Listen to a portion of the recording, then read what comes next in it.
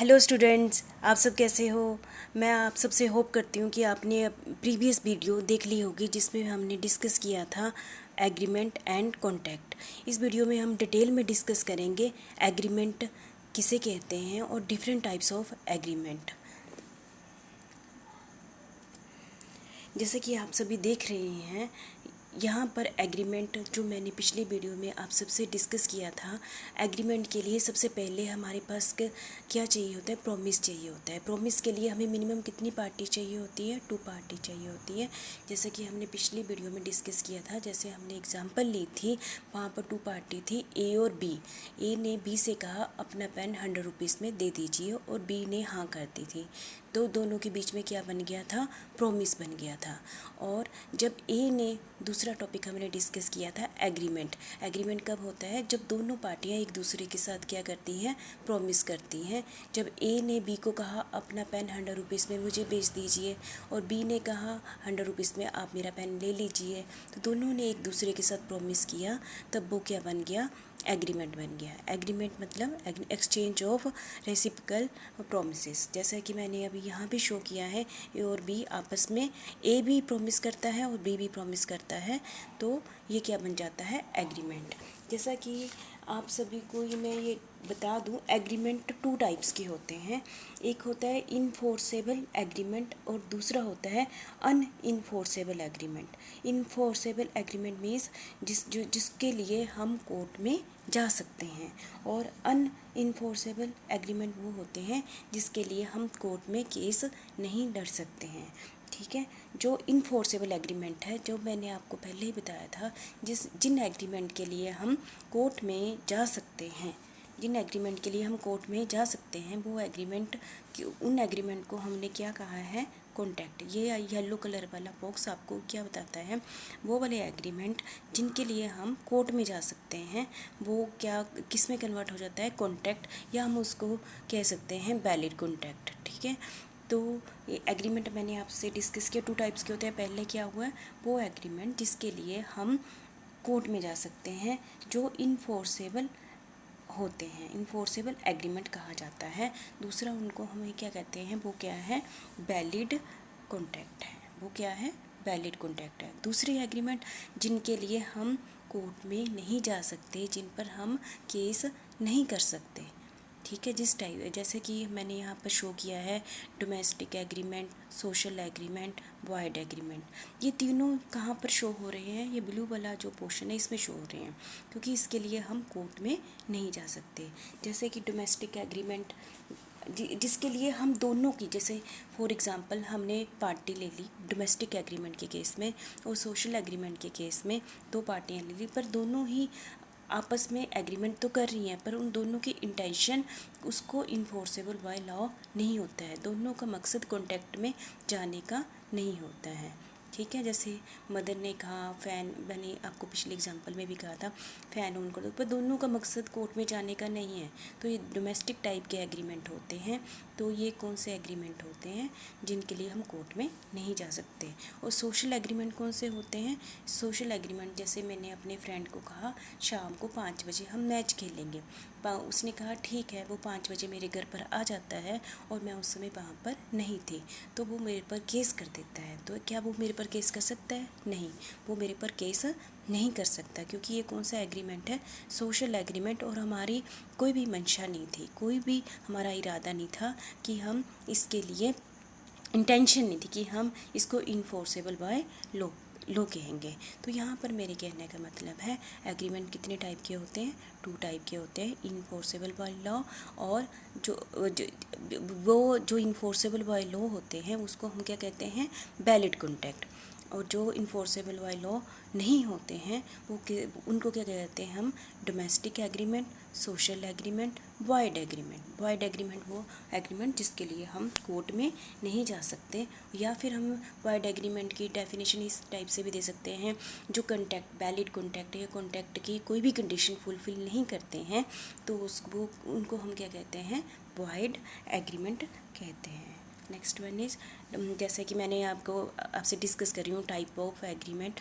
तो सबसे पहले मैंने अभी आपसे साथ डिस्कस किया डोमेस्टिक एग्रीमेंट, जिसमें घर के मेंबर हैं, आपस में उनकी कोई भी इंटेंशन नहीं है कि हम इन्फोर्सेबल लीगल रिलेशनशिप क्रिएट करेंगे।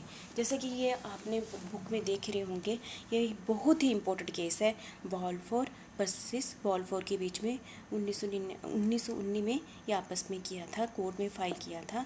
मिस्टर और मिसेस बाल्फोर थे। मिस्टर और ये दोनों इंग्लैंड में रहते थे। इंग्लैंड में रहते थे तो मिस्टर बाल्फोर ने अपनी वाइफ से प्रॉमिस किया, मैं आपको खर्चे के लिए 30 पाउंड हर महीने दिया करूँगा। तो दोनों के बीच में आपस में कुछ सेपरेशन हो गए और तो हस्बैंड ने वाइफ को 30 पाउंड देने से इनकार कर दिया या दिए नहीं। तो वाइफ ने जाके कोर्ट में केस कर दिया। तो आपके अकॉर्डिंग क्या होगा जज की जजमेंट? नहीं, कोर्ट ने कहा नहीं मिलेंगे, क्योंकि जब दोनों ने एग्रीमेंट किया था तो दोनों का पर्पज लीगल रिलेशनशिप क्रिएट करने का नहीं था। ये बहुत ही इम्पोर्टेंट केस है, ये आपने बहुत अच्छे ढंग से देख लेना है, ठीक है। और सेकंड है सोशल एग्रीमेंट। जैसे मैंने आपको कहा कि जैसे मिस्टर ए ने बी को अपने घर में डिनर के लिए बुलाया और वो किराया खर्च के उसके घर पहुंचा, वो वहाँ पर नहीं था, तो उसने उससे उतने किराए की डिमांड की। तो क्या कर सकता है? नहीं कर सकता, क्योंकि सोशल एग्रीमेंट है और दोनों की इंटेंशन भी कोई भी लीगल रिलेशनशिप क्रिएट करना नहीं था। तो never enter into a legal relationship. जब इन दोनों केसेस में डोमेस्टिक एग्रीमेंट और सोशल एग्रीमेंट में उनकी कोई भी इंटेंशन नहीं थी कि आपस में लीगल रिलेशनशिप क्रिएट किया जाए, तो वो किस में आ जाते हैं? इस पोर्शन में, ब्लू वाले पोर्शन में आ जाते हैं। और दूसरा, हम जब इन्हीं केसेस में लीगल रिलेशनशिप क्रिएट हो जाता है डोमेस्टिक एग्रीमेंट में, जैसे दोनों ब्रदर की प्रॉपर्टी आपस में डिवाइड करनी है और पैसा भी आ जाता है और दोनों का पर्पज़ बीच में लीगल रिलेशनशिप क्रिएट करना है, तब ये डोमेस्टिक एग्रीमेंट किस में कन्वर्ट हो जाते हैं? कॉन्ट्रैक्ट में कन्वर्ट हो जाता है। तो ये डोमेस्टिक एग्रीमेंट किस में कन्वर्ट हो जाते हैं? कॉन्ट्रैक्ट में कन्वर्ट हो जाते हैं, क्योंकि दोनों का ही स्टार्टिंग में पर्पज़ क्या था? लीगल रिलेशनशिप क्रिएट करना। सोशल एग्रीमेंट भी ऐसे ही है। जैसे मैंने अपने फ्रेंड के साथ ये कहा कि लीगल रिलेशनशिप क्रिएट कर दी, आपस में जो भी एग्रीमेंट किया, तो वो एग्रीमेंट यहाँ पर पोर्शन से कन्वर्ट होकर इस पोर्शन में चला जाएगा। जब उनका इरादा आपस में स्टार्टिंग में लीगल रिलेशनशिप क्रिएट करने का नहीं था, तब वो इस पोर्शन में थे। जब वो स्टार्टिंग में उनका आपस में इरादा कि हम आपस में लीगल रिलेशन क्रिएट करेंगे, तो वो इस पोर्शन में कन्वर्ट हो जाते हैं। मतलब यदि आपसे कोई पूछे डोमेस्टिक एग्रीमेंट और सोशल एग्रीमेंट क्या एग्रीमेंट है कि कॉन्ट्रैक्ट है, इसमें आप दो बातें कहेंगे।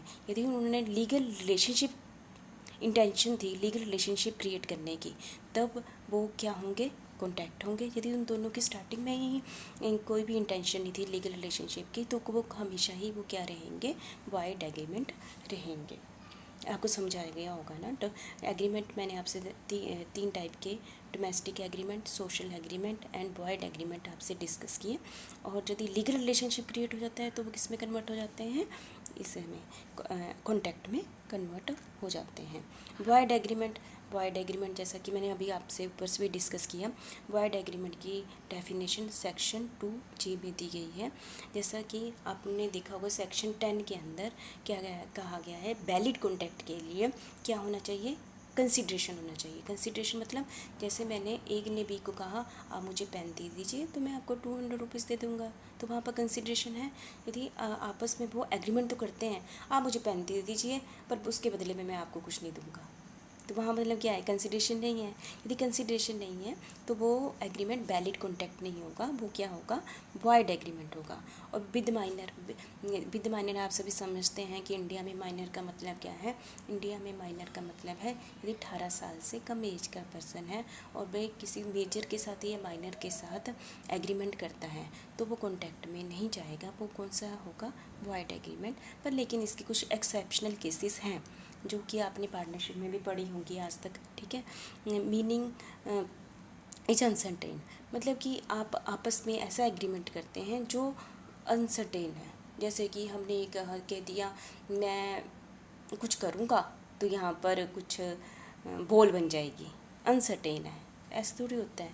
तो जो चीज़ें है ही नहीं, अनसर्टेनिटी है, उसके लिए हम यदि एग्रीमेंट करते हैं तो ये वॉइड एग्रीमेंट कहा जाएगा। Object is unlawful. Unlawful object क्या है? जैसे कि जो कोर्ट ने कहा किसी का मर्डर करना, ठीक है, और मैंने कहा तुम उसका मर्डर कर दो और मैं आपको 5 लाख रुपया दूंगा, ठीक है, ये लोगों के अगेंस्ट है, तो यदि ये दोनों आपस में करते हैं तो ये कॉन्ट्रैक्ट नहीं बनेगा, तो ये क्या होगा? वॉइड एग्रीमेंट होगा। तो कल ये कोई कह नहीं सकता कि मैंने इसका मर्डर कर दिया और इसने मुझे पैसे नहीं दिए, तो क्या कोर्ट में जा सकता है? नहीं जा सकता है ना। तो इसका मतलब क्या हुआ? वो क्या हो गया? वॉइड एग्रीमेंट हो गया।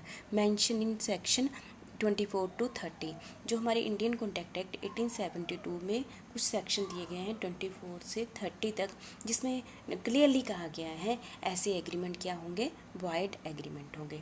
जो ब्लू वाला पोर्शन वो क्या दर्शाता है हमें? वॉइड एग्रीमेंट, जिसमें कंसिडरेशन नहीं होगा, माइनर होगा, अनसर्टेन होगा, अनलॉफुल होगा, और कहाँ पर इसके बारे में बताया गया है? Section 24 to 30।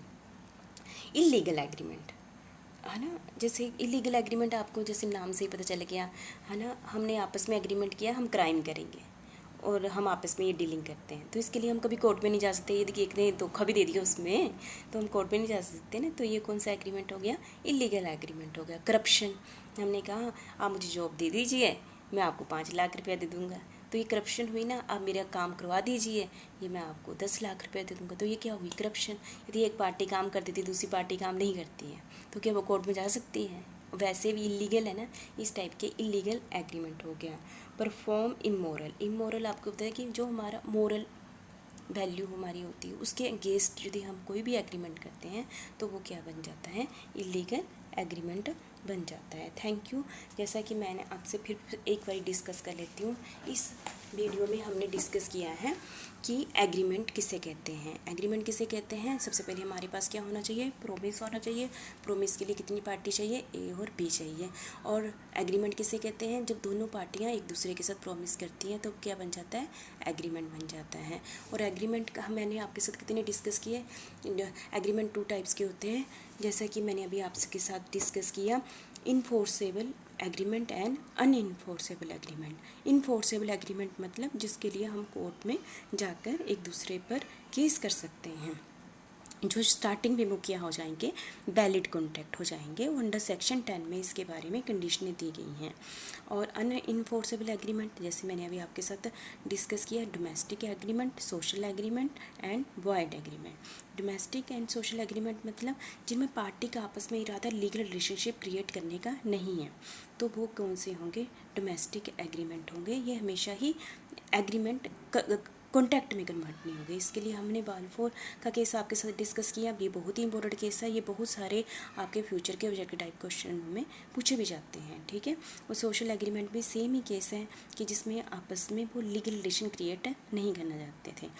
यदि डोमेस्टिक एग्रीमेंट और सोशल एग्रीमेंट में दोनों का पर्पज़ स्टार्टिंग से ही लीगल रिलेशनशिप में जाना है, तब हम ये कहेंगे ये किस में कन्वर्ट हो गए? वैलिड कॉन्ट्रैक्ट में कन्वर्ट हो गए। और वॉइड एग्रीमेंट क्या हुआ? जिसमें कंसिडरेशन भी नहीं है, माइनर के साथ किया गया है, अनलॉफुल है, ठीक है। तो ये और इसके बारे में कहाँ दिया है? सेक्शन 24 to 30 में बताया गया है। तो ये कौन से एग्रीमेंट में? Void agreement. मतलब कि मैंने 2 टाइप से किए, enforceable agreement and unenforceable agreement. Enforceable agreement मतलब वैलिड कॉन्ट्रैक्ट, और unenforceable agreement means domestic agreement, social agreement, void agreement, ठीक है। तो मुझे लगता है कि आपने एक अच्छे ढंग से एग्रीमेंट के बारे में पता चल गया आपको।